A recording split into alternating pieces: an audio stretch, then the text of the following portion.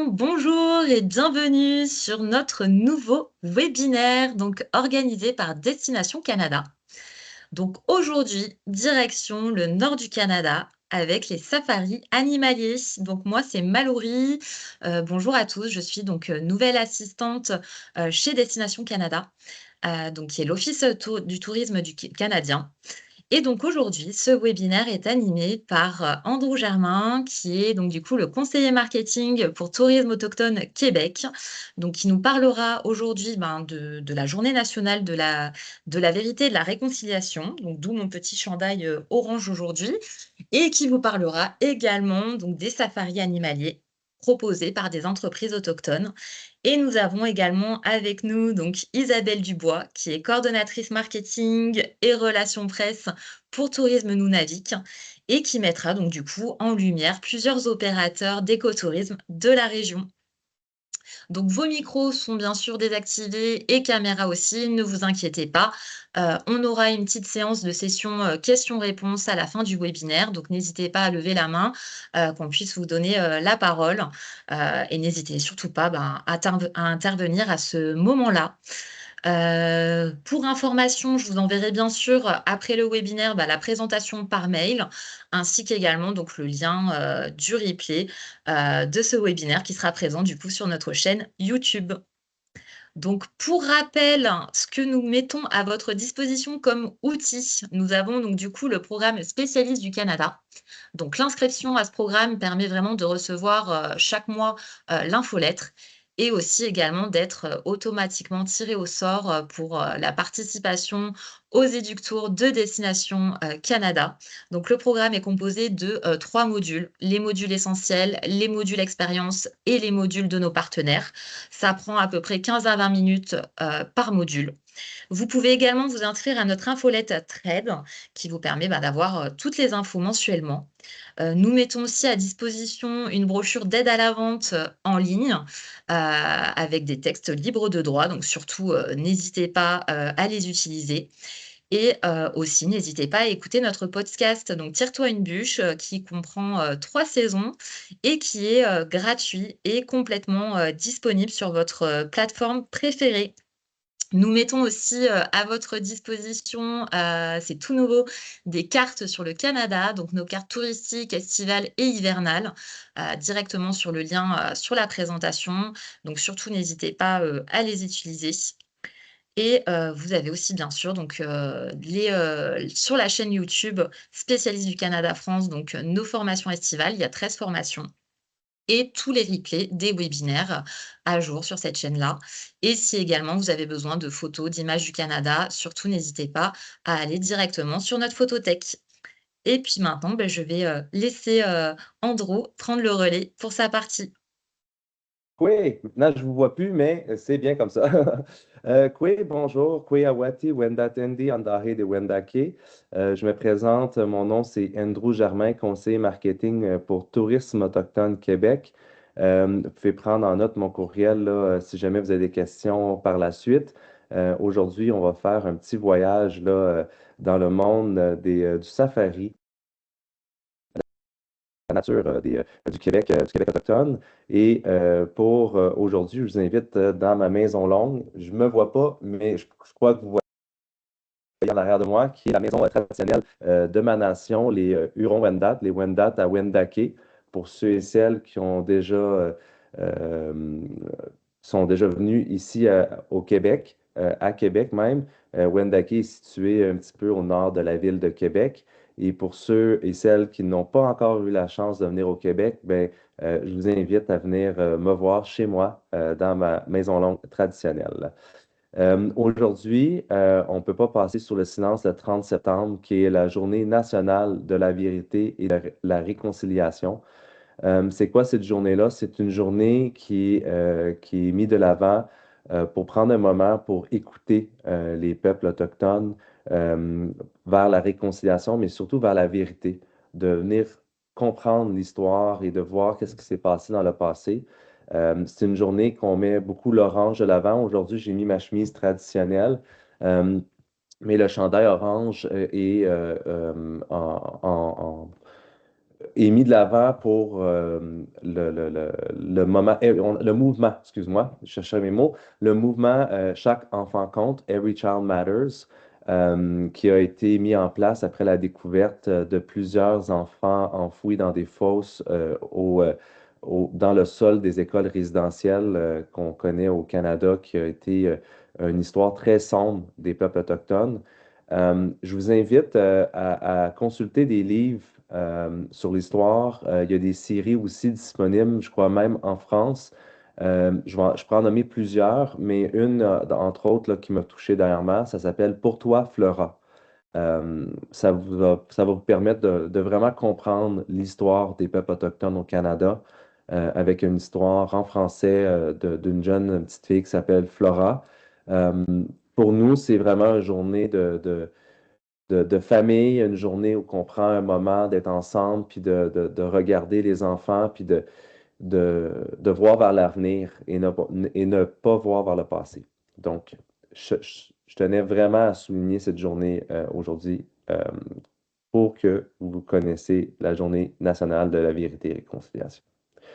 Le Québec autochtone, c'est quoi? C'est 11 nations autochtones, 55 communautés. On peut voir ici la carte du Québec.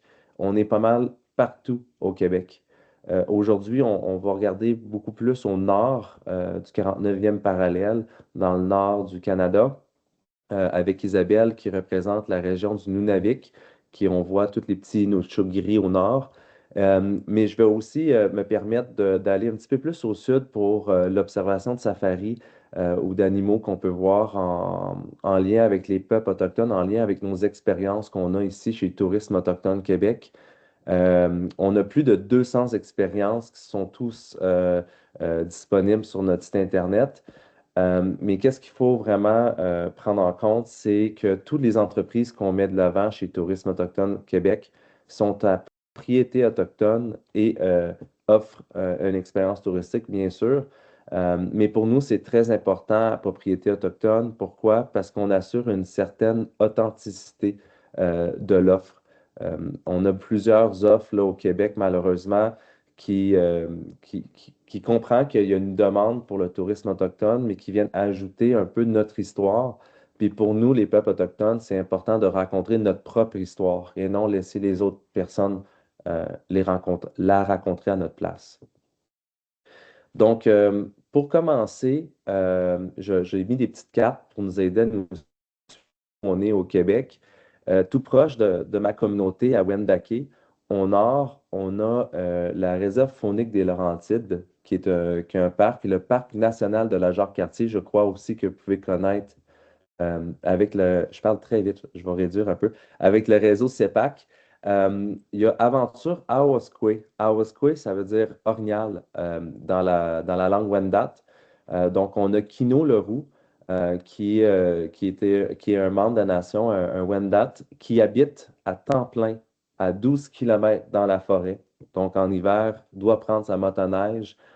En été, Kino navigue en véhicule tout-terrain. Il reçoit des petits groupes à aller voir les orignaux assez proches, pas trop proches parce que c'est important de respecter l'animal. Dans la photo à gauche, c'est vraiment l'animal qui s'est approché de Kino pour qu'il puisse prendre en photo. Et c'est un endroit où que c'est très protégé. Donc, Kino va prendre un moment d'expliquer la faune, l'animal en soi, l'orignal, et comment il habite sur le territoire. C'est une expérience qui est à peu près à 30-40 minutes de la ville de Québec, donc c'est très accessible.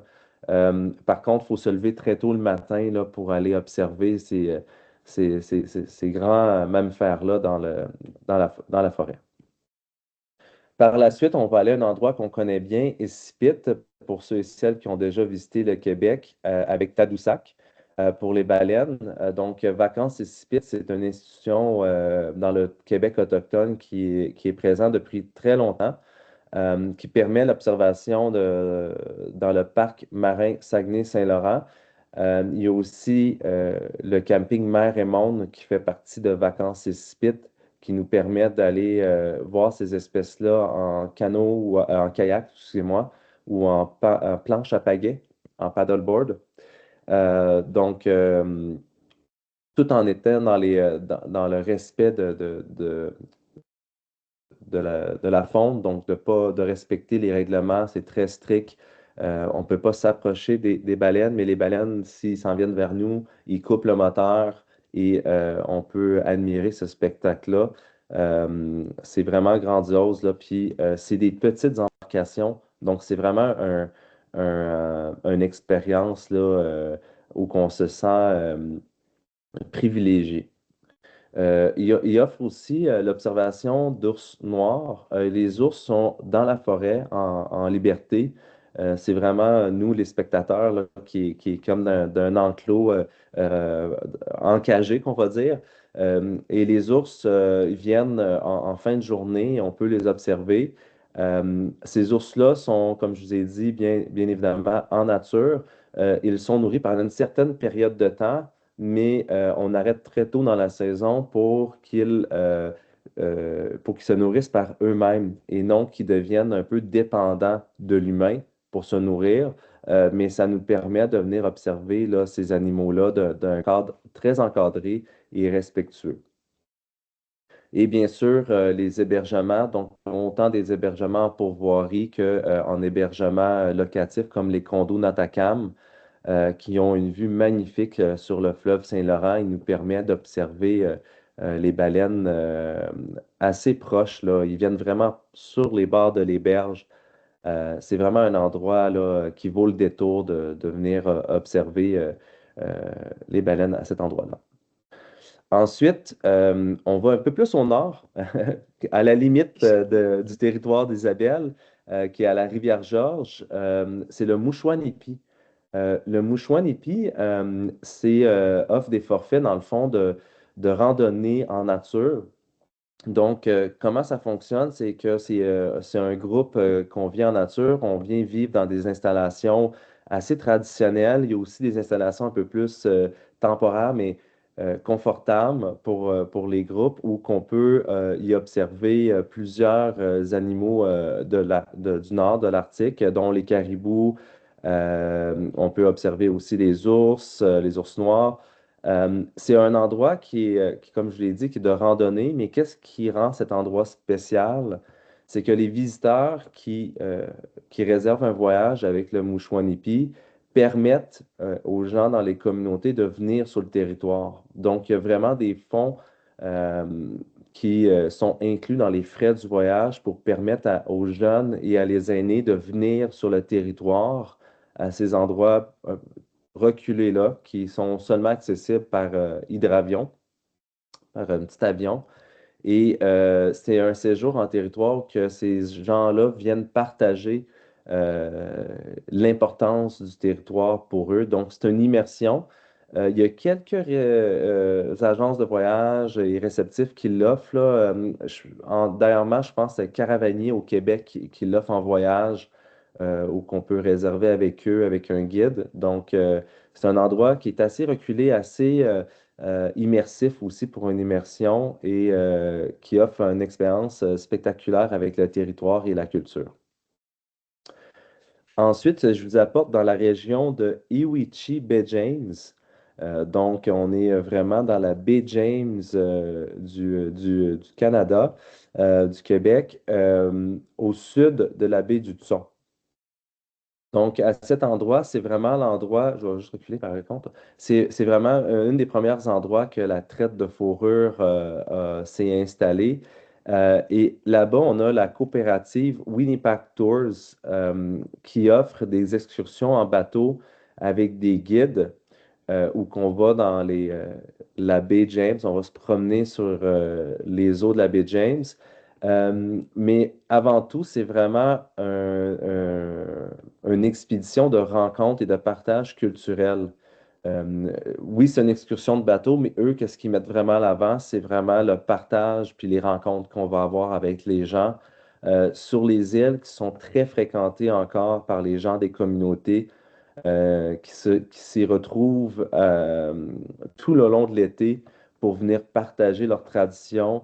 Ici, on me voit avec un aîné de la région des Bay James où on fait cuire des outardes sur le feu. Puis Ça a été un des plus beaux moments que j'ai eu là, au sein là, des expériences chez Tourisme Autochtone. Vraiment, on vient comprendre l'importance du territoire pour ces gens-là. Puis on vient goûter aussi leurs mets traditionnels. Ça nous permet vraiment là, de connecter avec eux et par le fait même, on peut observer la faune. Et à cet endroit-là, il y a plusieurs faunes qu'on retrouve, dont parfois des belugas, mais on va voir ici que le capitaine puis des photographes là, on avait apporté avec nous. Puis ici, c'est un peu, on voit un peu à quoi peut ressembler le paysage. Mais on a eu la chance de voir un ours polaire. Ce n'est pas inhabituel de voir des ours polaires, mais ce n'est pas la raison première pourquoi qu'on fait une tournée là-bas. On va vraiment là-bas pour vivre la culture, mais la faune, elle est présente. Puis dans le cas-ci qu'on a vu un ours polaire, c'était mon premier, j'étais vraiment content. Mais qu'est-ce qui était spécial, c'est qu'en arrière de l'ours, il y avait deux caribous qui faisaient dodo. J'étais pas très stressé. Dans mon livre à moi, j'aurais été plus stressé que les caribous, mais on prenait des photos puis on réalisait même pas qu'il y avait des caribous. C'est quand on a regardé les images qu'on a réalisé qu'il y avait une mère avec son petit qui faisait dodo en arrière de l'ours polaire. C'était assez spécial. Puis c'est pas garanti, c'est jamais garanti là, l'observation de la faune, bien évidemment.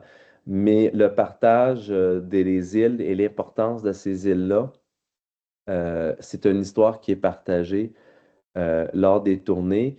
Et une des choses que je pourrais rajouter là, qui est assez spéciale, c'est que dans cette région-là, on voit beaucoup de cailloux qui ne proviennent pas du Canada.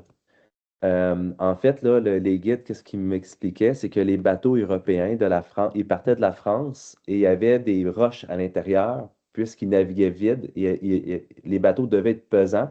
Et lorsqu'ils arrivaient dans la région, dans cette région-là, ils larguaient les roches européennes et françaises là, en dehors du bateau. Donc, vraiment des roches là, comme on retrouve à Paris ou qu'on retrouve dans les régions françaises là, qui sont plus poreuses qui ne proviennent pas du bouclier canadien. C'est assez impressionnant de voir l'ampleur qu'a pris la traite de fourrure dans cet endroit-là.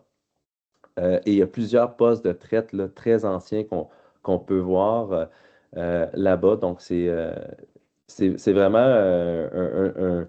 une expédition safari en même temps culturelle et historique. Et pour la suite, c'était très bref de mon côté à moi, mais pour la suite, je vais vraiment laisser la parole à ma collègue Isabelle Dubois qui va venir vous faire voyager au nord, au grand nord du Québec, donc au Nunavik.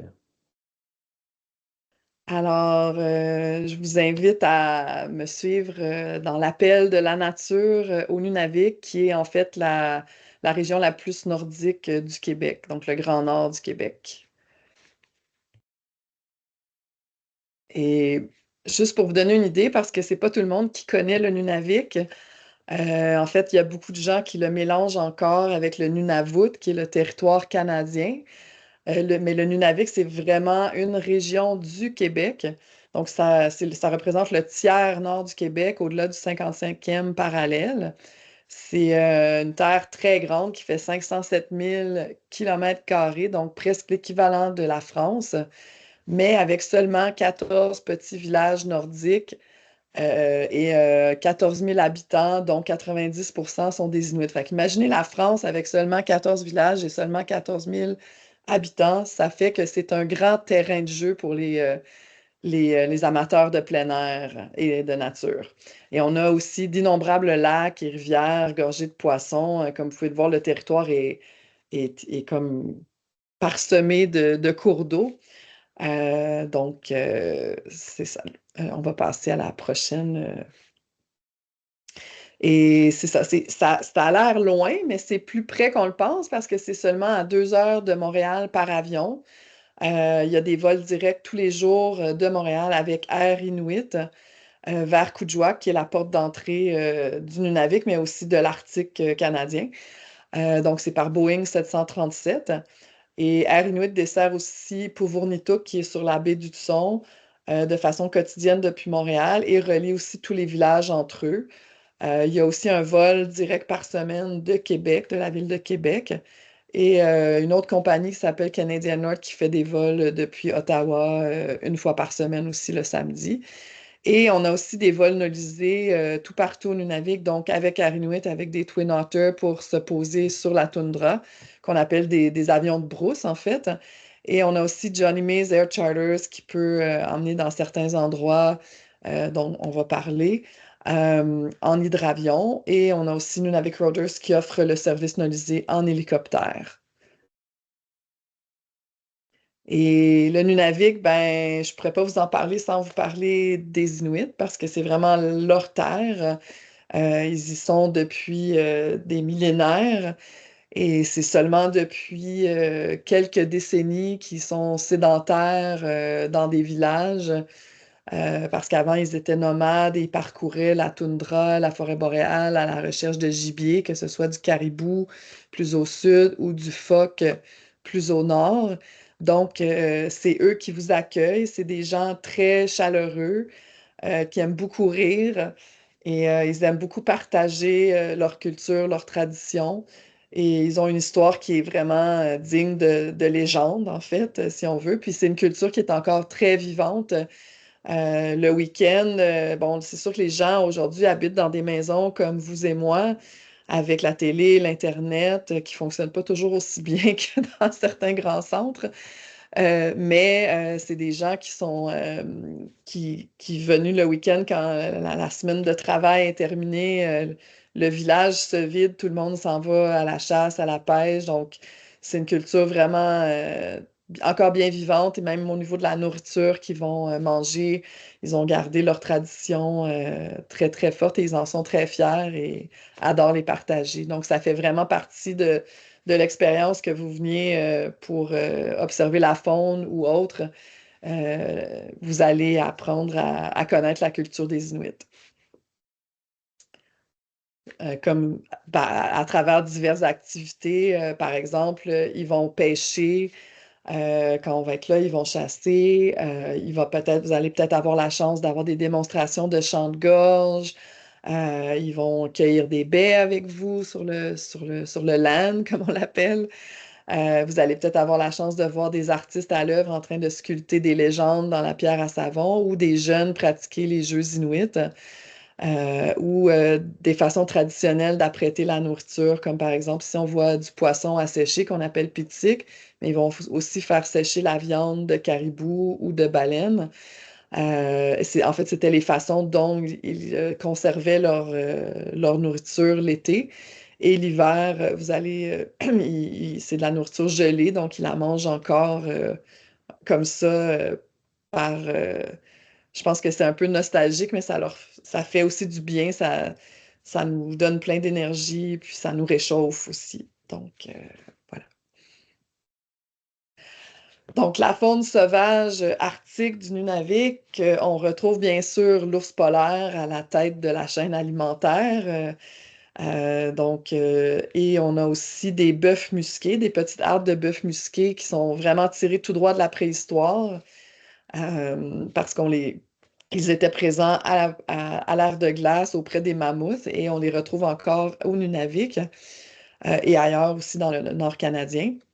On a aussi des grands troupeaux de caribous migrateurs.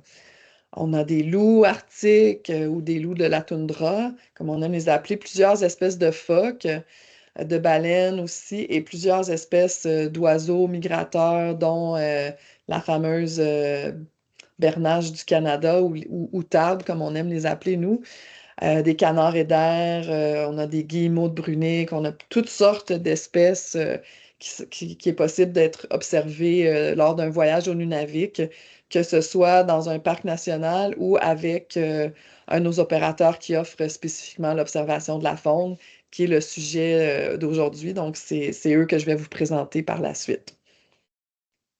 Alors, on va commencer avec Ungava Polar Eco Tours, qui est une nouvelle entreprise. Ça fait 2 ans qu'ils sont en opération. Ce sont des jeunes Inuits, ben jeunes, dans la quarantaine, euh, qui ont parti cette entreprise-là. Donc, c'est de propriété inuit. Tous leurs guides, leur staff, ce sont des Inuits. Donc, en plus d'observer la faune avec eux, vous pouvez être sûr de découvrir leur culture. Donc, l'expérience avec Ungava Polo Ekoto, ça se passe sur une île qui s'appelle l'île Tearsel, qui fait partie d'une agglomération d'îles qu'on appelle les îles Gir-Falcon, qui sont, dans le fond, juste à l'embouchure de la baie aux Feuilles, qui a en passant les plus grandes marées au monde. On a officialisé la chose la semaine dernière, donc on a battu le record de la baie de Fundy.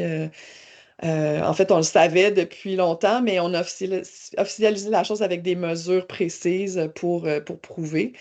Donc, vous pouvez observer depuis les îles les marées de la baie aux Feuilles qui se jettent dans la baie d'Ungava, où les îles sont situées en fait à cheval sur la baie aux Feuilles et la baie d'Ungava. Donc, de là le nom Ungava pour le Ecotours.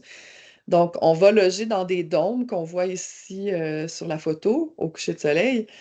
Des dômes très confortables, comme vous pouvez le voir, c'est comme une chambre d'hôtel dans un dôme au milieu de nulle part sur une île sur la baie d'Ungava, avec le chauffage, l'Internet et une salle de bain qu'on voit pas, mais qui est derrière les lits, derrière le petit mur. Et à chaque jour, si la météo le permet, on va aller se promener en bateau sur les îles pour aller à la rencontre de la faune. Donc, le but premier des excursions en bateau, c'est de trouver évidemment l'ours polaire. Mais bon, l'ours polaire a un grand territoire, donc c'est jamais garanti qu'on puisse le voir. Mais ce qui est garanti, c'est qu'on va voir de la faune, ça c'est certain. Il y a des bœufs musqués qui sont venus l'été prisonniers sur les îles là, parce qu'ils ne nagent pas vraiment, qu'on peut observer. Il y a aussi plusieurs espèces d'oiseaux, des prédateurs, dont le faucon, de là le nom des îles Gir-Falcon. Gir-Falcon en anglais, mais c'est faucon giratoire en français. Plusieurs espèces de phoques, encore une fois, on peut même voir des baleines comme des rorquals ou des belugas. On va aussi voir des icebergs, comme on peut le voir sur la photo. Et si la météo ne permet pas de sortir en mer, si, mettons, il y a trop de vent, on peut aussi, l'île est très grande, donc on peut aller se promener sur l'île, soit en randonnée, pour observer aussi la flore, qui est très intéressante. C'est assez impressionnant de voir toutes les espèces de petites fleurs qui poussent au sol dans un territoire qui est quand même pas aride, mais je cherche le terme, mais en tout cas, c'est comme un désert arctique, en fait, mais il y a quand même plusieurs espèces de fleurs qui poussent. Et on peut aussi se promener en fat bike sur l'île, ce qui est une activité très intéressante, et aussi observer la marée, se retirer vraiment loin et revenir. Donc, et aussi, il y a des activités avec les guides inuits et les propriétaires. Donc, on va pouvoir aussi essayer leur nourriture on va pouvoir, par exemple, goûter à des palourdes qu'ils ont cueillies. On va aussi pouvoir, même en bateau, aller les voir cueillir des moules à la marée basse. On va pouvoir essayer de la peau de beluga qu'on appelle mattak. Toutes sortes de choses qui ajoutent à l'expérience et qui rendent le tout encore plus authentique. Et on se dirige maintenant chez Nuna Wild.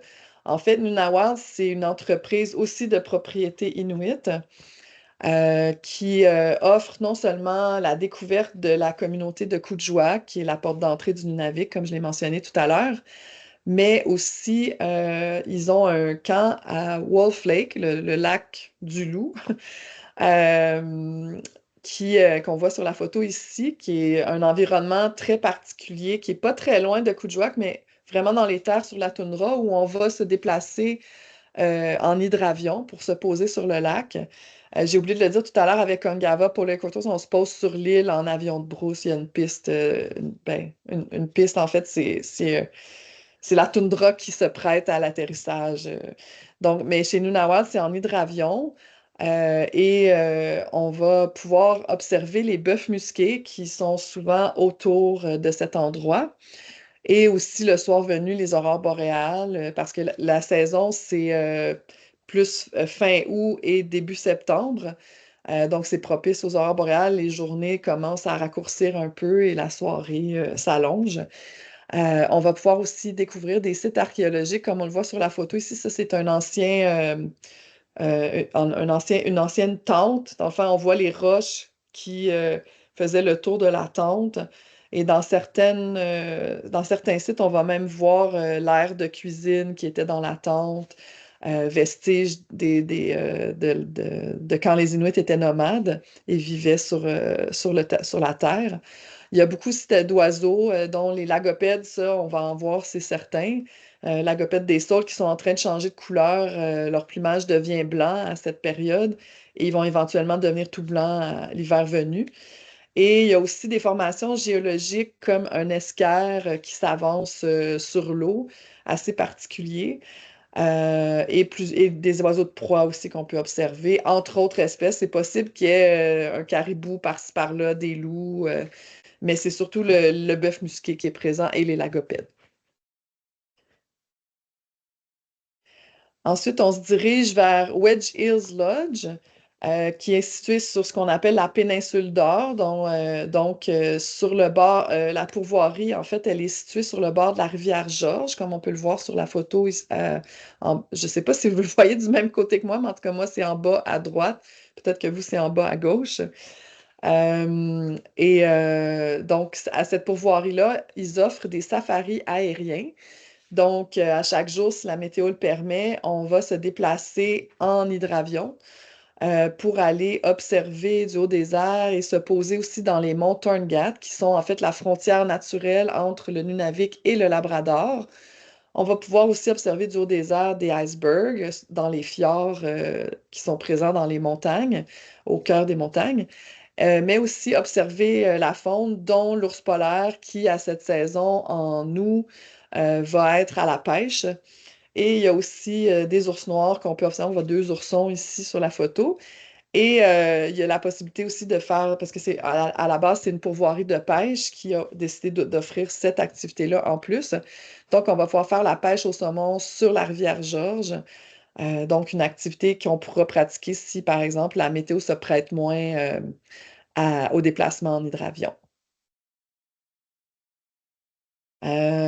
Ensuite, on se dirige vers Leaf River Lodge, qui est en fait situé en plein milieu du Nunavik, sur la rivière aux feuilles. Donc, en anglais, c'est Leaf River.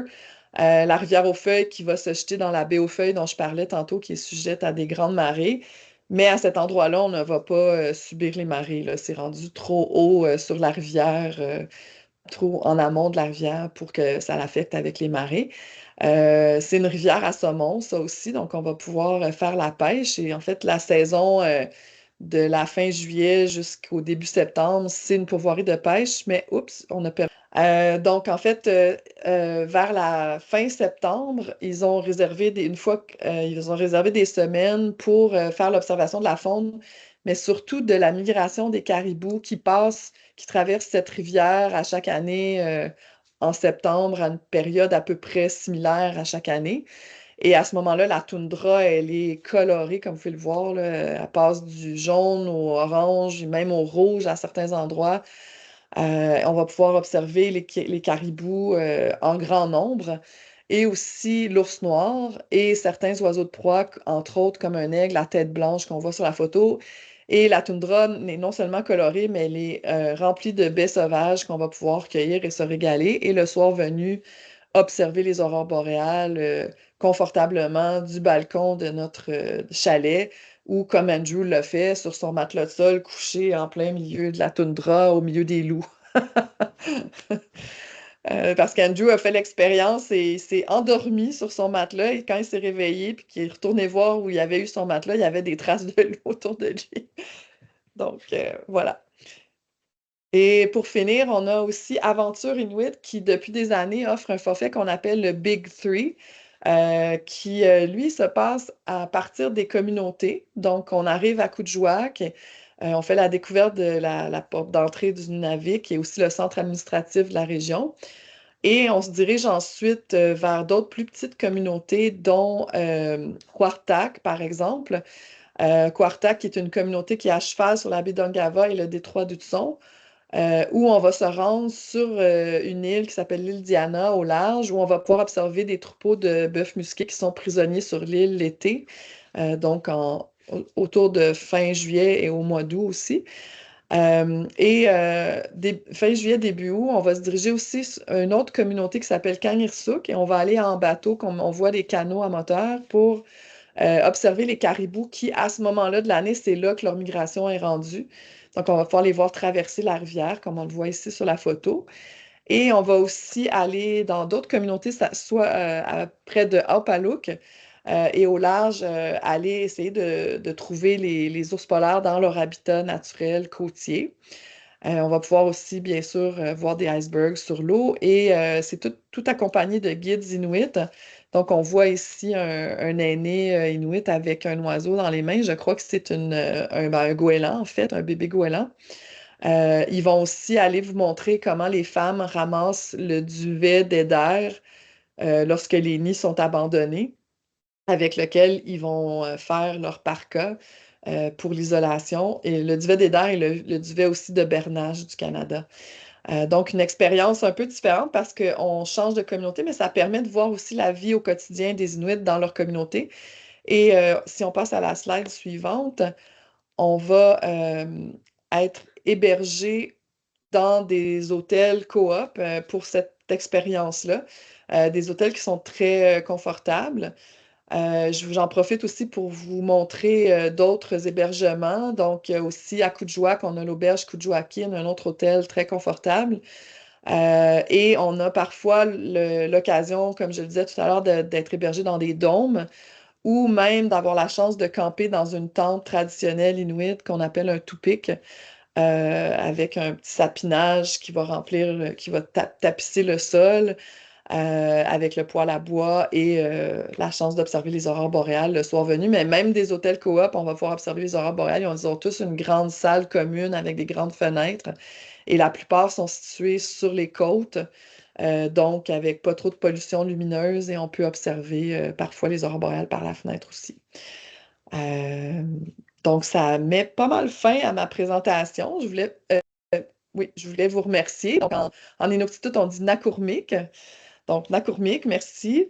Vous avez ici mes coordonnées, notre site web, si vous voulez les prendre en note. Si vous avez des questions par la suite ou besoin si vous avez envie de promouvoir ces forfaits-là dans vos agences et que vous avez besoin de matériel, de contenu, d'images et de plus d'informations, je pourrais aussi vous mettre en contact avec les entreprises qui, au Nunavik, offrent vraiment des forfaits clés en main, tout inclus à partir du... Il y a juste le vol à rajouter souvent de Montréal à Kuujjuaq.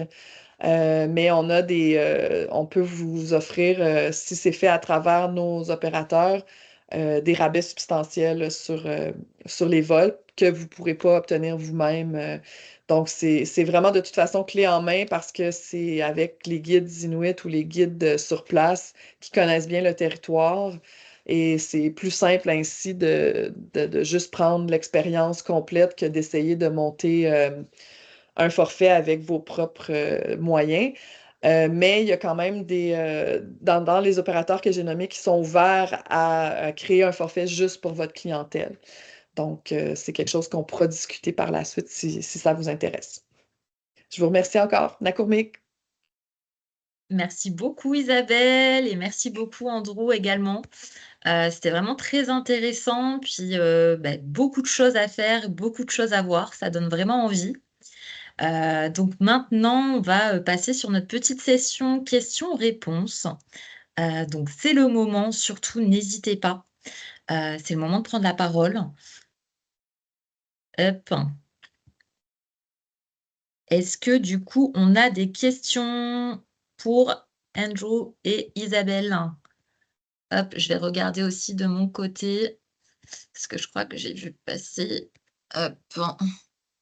Il y en a peut-être dans le chat aussi. Ouais, je vais regarder ça. Tac, Soyez tac, pas tac. gênés, hein, on est là pour ça.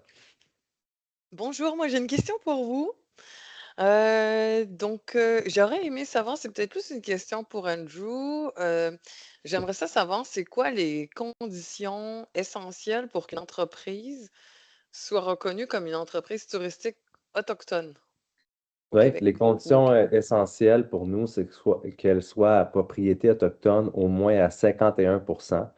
Donc, ça prend un entrepreneur qui est d'une nation autochtone ici au Québec et qui va contribuer économiquement, dans le fond, à l'essor de la communauté.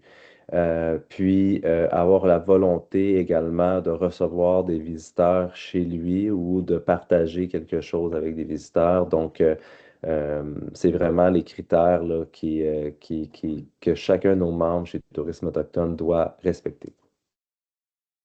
C'est un peu la même chose chez nous au Nunavik.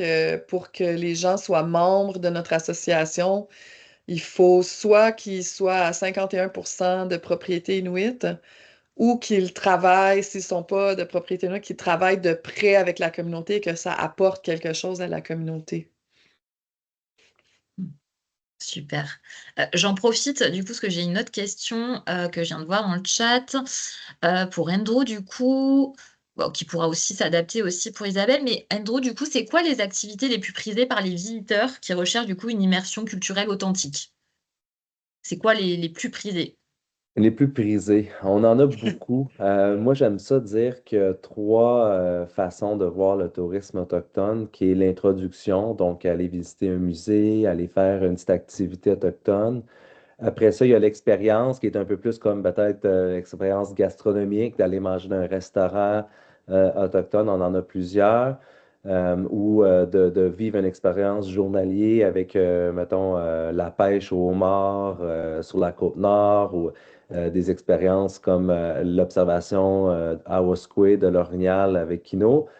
Puis après ça, au niveau de l'immersion, ben là, on est vraiment dans les vivre avec les gens chez eux. Donc là, c'est vraiment, ça prend plus d'être un peu plus dédié, là, d'avoir un voyage qui est plus orienté sur le tourisme autochtone, sur l'immersion. Puis au niveau des plus prisés, ben, c'est sûr que ça va vraiment dans l'endroit où on veut aller, parce que le Québec, c'est très grand, très vaste, très différent d'une région à l'autre. Euh, Entre autres, là, comme Isabelle l'a très bien démontré avec le Nunavik, j'ai eu la chance d'y aller 2 fois. Au Nunavik, c'est une immersion parce qu'on vient vraiment, là, dès qu'on atterrit à l'aéroport, on voit les gens avec leurs enfants je ne sais pas le nom encore, Isa, là, mais dans C'est leur dans la Maotique avec la l'enfant dans le montée avec le capuchon. capuchon, les gens parlent en Inuktitut, ils sont contents de se voir. Il y a vraiment c'est vraiment un changement de culture complet du Québec. On arrive là-bas, puis on est vraiment dépaysé, même en tant que Québécois. Puis en tant qu'immersion, ben, au Nunavik, qui est très bien, que peut-être ailleurs au Canada, pour avoir eu la chance de voyager partout au Canada, c'est quand même assez limité. Sais, on n'a pas des centaines, des milliers de visiteurs. C'est pas un endroit touristique. C'est très en respect de les communautés. Puis on se sent vraiment qu'on n'est pas dans le over-tourist, là. On se sent vraiment comme une minorité, puis d'être chanceux d'être là. Donc, Mais même en tant qu'habitant du Nunavik qui n'est pas inuit, on est une minorité. En fait, il y a seulement 10% 90% de la population, ce sont des Inuits. Puis comme Andrew le dit, on a vraiment l'impression d'être ailleurs, même si on est au Québec. D'ailleurs, je me le fais dire souvent quand je reviens dans le sud de la province par mes amis qui savent que je suis là depuis 25 ans, mais quand je reviens, ils me disent, t'es revenu au Québec? Parce que c'est vraiment comme un autre pays en soi, le Nunavik. ouais. Il y a- oui. D'ailleurs, ce que j'ai Nunavik, c'est un territoire, voilà, ça couvre un territoire vraiment immense. Du coup, pour vous, enfin, c'est quoi les expériences vraiment les incontournables en termes, je veux dire, pour un premier voyage? On va OK. dire sur Ben, on va dire Au pour un comment? premier Nunavik, Oui, au Nunavik. OK, ben en fait, c'est sûr que la culture, c'est vraiment un incontournable, là. C'est sûr qu'il y a des gens qui vont venir pour voir, par exemple, les Montorngat, qui sont les plus hautes montagnes du Québec, ou le cratère météoritique des Pingwaluit, qui a été formé il y a 1,4 milliard d'années, mais ils vont pas venir juste. Par exemple, on a eu bon, les plus hautes marées au monde. je pense pas que les gens vont venir juste pour voir les marées. Ils vont vraiment venir pour faire l'expérience de la culture puis découvrir les traditions. Mais aussi, un des incontournables, c'est vraiment les aurores boréales et la faune arctique. Ouais. D'ailleurs, tu peux nous rappeler juste depuis Montréal, je crois que tu avais dit qu'il y a des vols directs 2 heures, Oui, il me c'est semble. 2 heures de vol depuis Montréal sur les ailes d'Air Inuit. Ok. Ouais, en fait, c'est 1500 km à vol d'oiseau euh, de Montréal. Super, merci beaucoup. Est-ce qu'on a d'autres questions?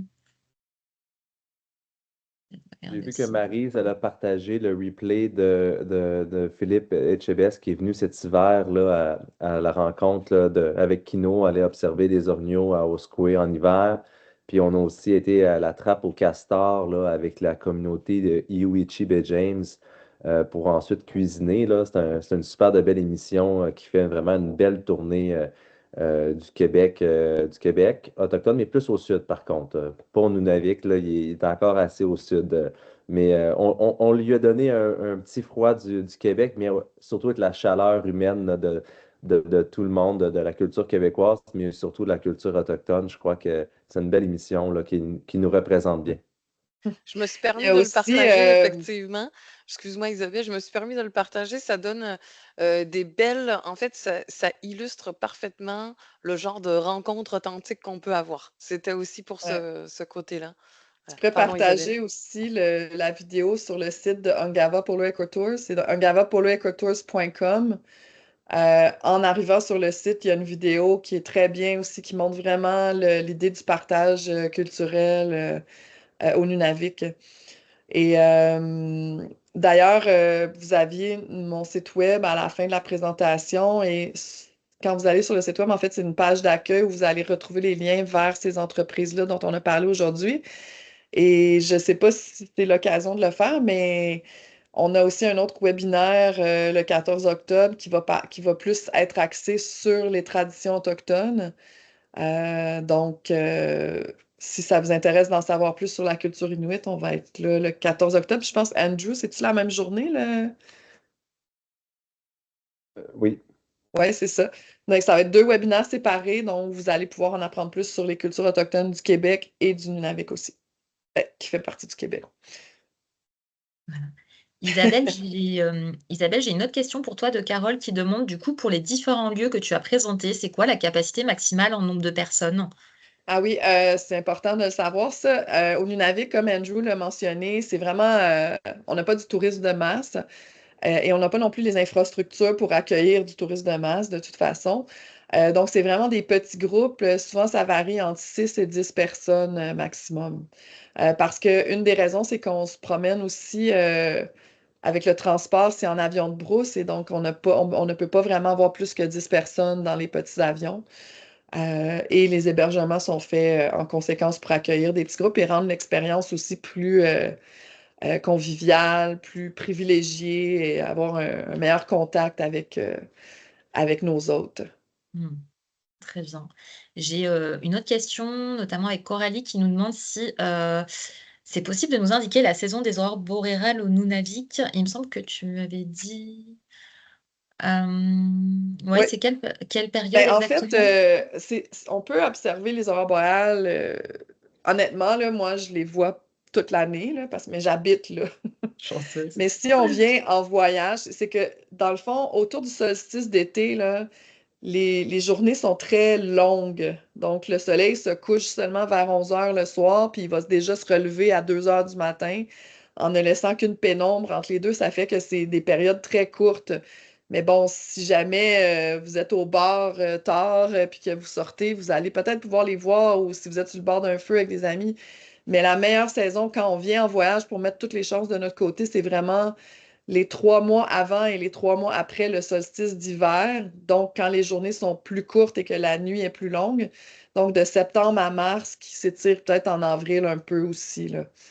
Ok, Puis le Mais super. Nunavik, le si on veut Nunavik voir les aurores boréales, moi, ma saison préférée, c'est l'automne.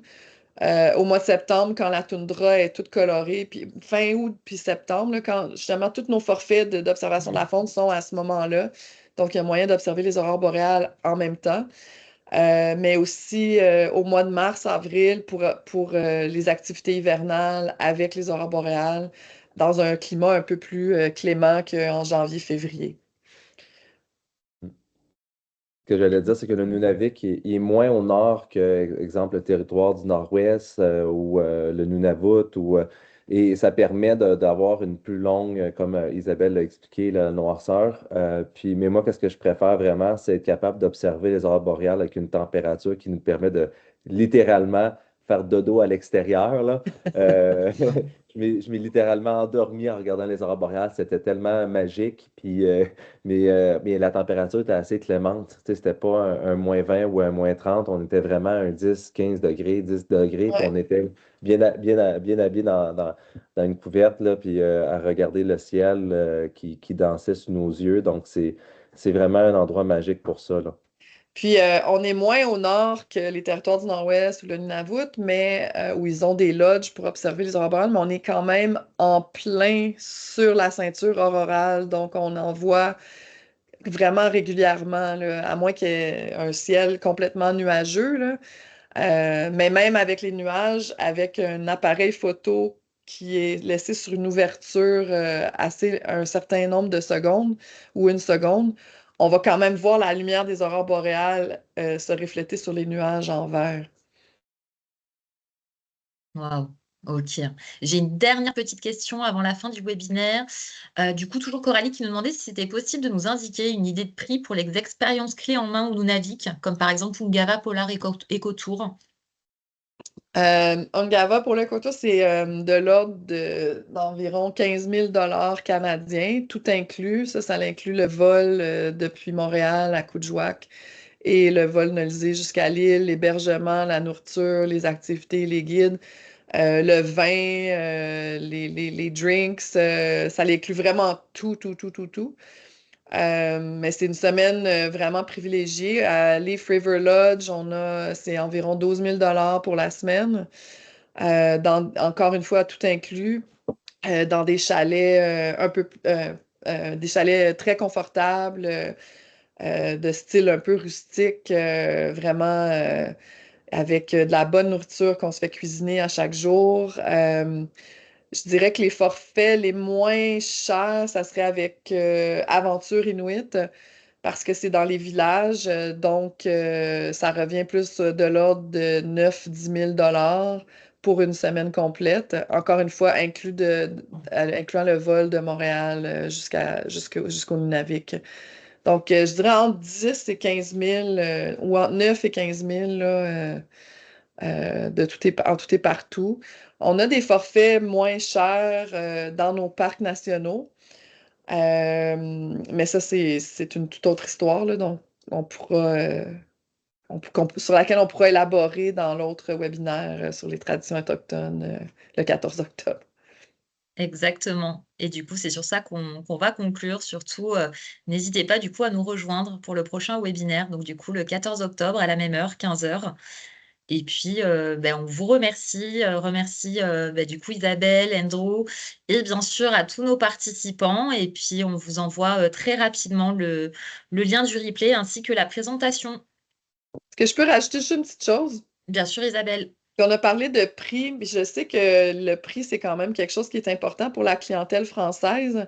Mais c'est ça, c'est un produit qui se vend vraiment à une niche de votre clientèle. Ça sera peut-être pas pour monsieur, madame, tout le monde, mais ça va être pour les gens qui veulent vraiment vivre quelque chose d'extraordinaire et qui, peut-être des clients répétés qui veulent vivre autre chose. C'est ça. Donc, je voulais juste rajouter. C'est ça. Et merci beaucoup pour la précision. Merci à vous et puis très bonne journée. À bientôt. Plaisir. Au revoir. À